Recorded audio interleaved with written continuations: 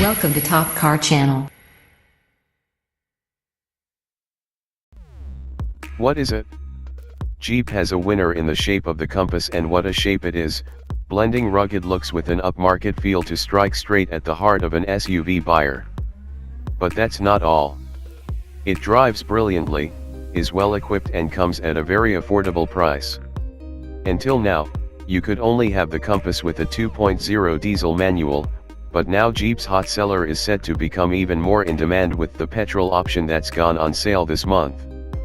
So is this two-wheel drive Compass, with a 163 HP, 1.4-liter turbo-petrol engine and an automatic gearbox, as impressive?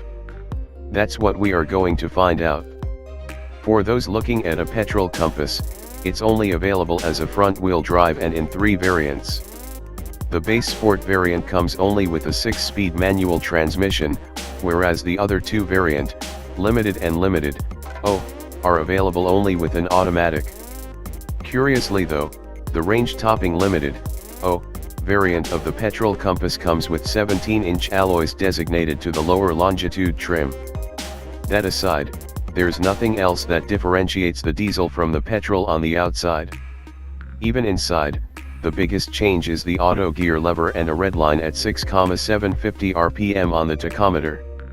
Also, because of the missing 4x4 terrain selector panel, there's a small area to stow items like wallets or keys, and what's nice is that its base is rubberized to prevent metallic objects placed there from rattling around.